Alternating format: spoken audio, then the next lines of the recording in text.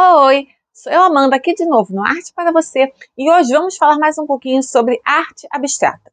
Eu fiz alguns vídeos falando sobre o caminho da arte até a abstração, mas eu percebo que ainda assim a arte abstrata continua sendo um tema um pouco espinhoso, que desperta nas pessoas um pouco de desconforto, insegurança principalmente. Então eu decidi fazer aqui uma espécie de linha do tempo da arte abstrata, né, ou da arte não figurativa, né, lá de quando ela começou a aparecer até o momento em que ela chegou até a abstração quase que total, como a gente conhece hoje. Hoje, esse vídeo aqui vai ser só essa linhazinha do tempo. Depois eu vou fazer análises mais específicas, iguais eu fiz recentemente do Guernica, da Moça do Brinco de Pérola, do Starry Night, da Noite Estrelada, das Meninas do Velázquez. Eu vou fazer análises como essas de obras abstratas, né, ou não figurativas. Então, se você tiver interesse também nessas análises mais detalhadas e específicas de obras abstratas, não deixa de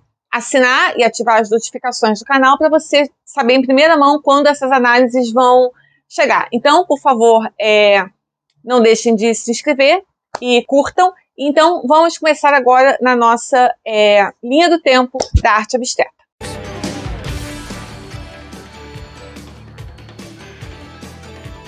A gente pode começar há mais de 100 anos atrás para falar, talvez assim, do abandono da representação. A representação é uma questão que persegue a história da arte ocidental há muito, muito tempo. A gente pode pensar nela quase que desde sempre, digamos assim, né? Que é o quê? É como esse dilema ou essa dificuldade, essa questão que é quase que totalizante na arte, que é de como representar a realidade, como copiar, como ser fiel à realidade. Então, a questão da representação da realidade é uma coisa que persegue e complica, digamos assim, né, ou se coloca como maior desafio a história da arte quase que desde sempre, né, como eu disse. Então, se a gente voltar lá mais ou menos no período do impressionismo, quem viu meus vídeos sobre impressionismo, eu vou deixar também aqui na descrição do vídeo. Eu já falei ali que o surgimento do impressionismo se deu também muito colado ao surgimento, principalmente, à propagação da fotografia como um meio de massa. Então, a partir do momento que você tinha uma máquina que era relativamente acessível, cada vez mais, hoje em dia, né, nem se fala no celular, mas que era relativamente acessível, ou cada vez mais acessível a todo mundo, que tirava literalmente uma fotografia, ou seja, ela já era uma cópia fiel e verdadeira e não humana, né, mecanizada do real. O que a arte poderia fazer então, uma vez que já existia algo que entregava uma imagem absolutamente fiel do real? Ela começou a procurar e se propor a fazer outras coisas, uma vez que a representação absoluta, fiel da realidade já existia. Daí, inclusive, a expressão cópia fotográfica, né, ou memória fotográfica, todas essas expressões que emulam a fotografia, justamente porque a fotografia é uma cópia absoluta do real.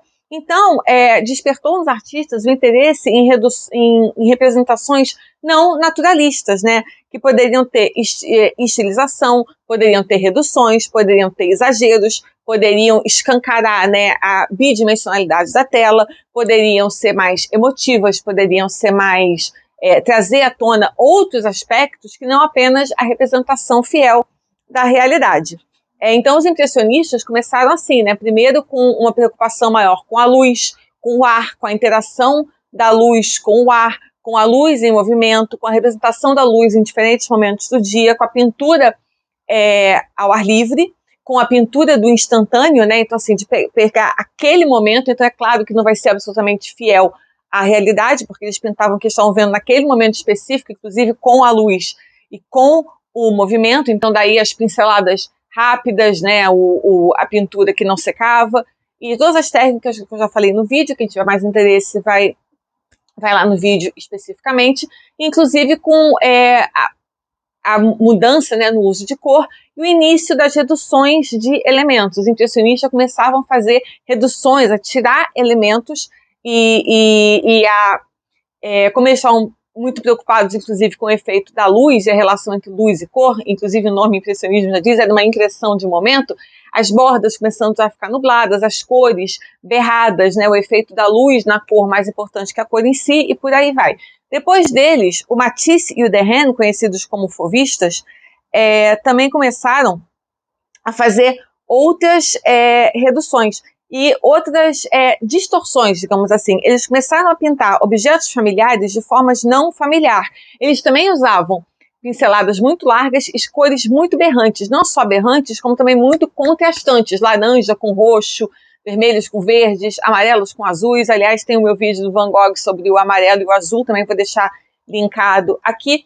Mas então, e essas cores eram para ser contrastantes e elas eram para criar esse choque, elas eram para ser muito gritadas, muito assim, fosforescentes, muito escancaradas. Então, mas tinha um motivo para ser assim. Daí o nome Le Fauve, que eram, né, as bestas, porque eles estavam fazendo uma coisa, digamos assim, selvagem. Então foi mais um momento, né? Mais uma outra forma, né, de lidar com a abstração, através das pinceladas grandes, né, das pinceladas muito largas e das cores muito vibrantes. Depois, se a gente pensar no cubismo, temos as formas geométricas, o escancaramento da unidimensionalidade da tela e também o fato de a gente conseguir ver muitas perspectivas sobre o mesmo objeto ao mesmo tempo, né? Então, tem a simultaneidade de perspectivas e a simultaneidade de ângulos, todas escancaradas ao mesmo tempo. Depois deles, os futuristas queriam simular a velocidade e o excesso de estímulos da vida moderna. Então, eles queriam passar nas suas obras esse excesso de velocidade e essa ansiedade, essa angústia devido ao excesso de estímulos e de informação numa grande metrópole. Imaginem se tivessem eles vivendo hoje e tentando, né, pintar o excesso de estímulos de informação modernos que a gente tem atualmente. Depois, os expressionistas alemães, e especialmente o Kirchner, eu estou destacando ele, mas muitos outros também, também tinham esse interesse em pintar o caos e a ansiedade, né, o desconforto, a angústia, a solidão da vida moderna, a solidão da vida urbana, a vida na metrópole. E o indivíduo, né, sozinho e angustiado e ansioso, muito ansioso e inseguro com a vida moderna. Podemos ir um pouquinho mais para o Kandinsky, e aí o Kandinsky tinha também, além de uma abordagem, tinha a questão da música, a importância da relação da cor e da música, e eu estou preparando um vídeo sobre Kandinsky, então se você também tiver interesse específico em Kandinsky, não deixa de se inscrever. Mas o Kandinsky dizia que o que o espectador vive ou sente sob o efeito da forma e da cor combinados em uma pintura é o que importa, ou seja, ele tinha uma preocupação em que sentimento seria despertado no espectador a combinação da forma e da cor, né? Como esses dois elementos se juntavam e iam provocar uma sensação. E essa sensação é que era o objeto de interesse dele. E além disso, ele também estava preocupado com coisas que existem e que não podem ser vistas. Afinal, muitas coisas existem e não podem ser vistas. Emoções, sensações, valores, consciência, ordenações, né? Ordenamentos de valores, ordenamentos morais, ordenamentos de mercado. Muitas coisas existem na nossa vida, mas elas não podem ser vistas ou tocadas. Deus, né, para quem acredita, ou não precisa nem ser o Deus cristão, né, todas as divindades e a moralidade, tudo isso são coisas que existem, mas que não podem ser vistas. Então ele também estava preocupado em como representar coisas que existem, inclusive o ar, mas que não podem necessariamente ser vistas. E daí também a relação com a música, porque a música, se você tirar letra da música, se não for uma música com letra cantada, ela é a arte abstrata por excelência, né? Porque ela existe, não é material, ela não é visível, ela não pode ser tocada, ela só pode ser o quê? Ouvida e sentida. O Lévi-Strauss, inclusive, dizia que a música erudita, a música clássica, a música pop, ele não era muito chegado, não. Ele dizia que ele tinha uma cordial aversão. Mas a música erudita, a música clássica, a dita grande música, ele chamava de máquina de supressão do tempo, porque justamente pela abstração, né? Ela entrava no nosso cérebro e tinha um efeito, né, de causar, né, uma comunhão entre o ouvinte e a música em si, né? Daí a supressão do tempo, porque colocava a nossa consciência, digamos assim, em um outro estado. E aí o Kandinsky desenvolveu toda a sua teoria de cores, sons e músicas, né, entre notas e cores, assim, é uma coisa até complexa daí que vai estar nesse outro vídeo separado, não dá para falar num vídeo assim no meio de outras coisas. E ele também estava preocupado com essa proposta da arte livre da obrigação de apresentar a realidade, livre da obrigação de apresentar o mundo como o mundo tinha que ser. E que sem a distração do tema, os artistas estavam livres para pesquisar quaisquer outras coisas, quaisquer outras dimensões de consciência, qualquer outras dimensões do conhecimento, e ter não mais a preocupação com o tema em si, mas com qualquer coisa que eles quisessem explorar.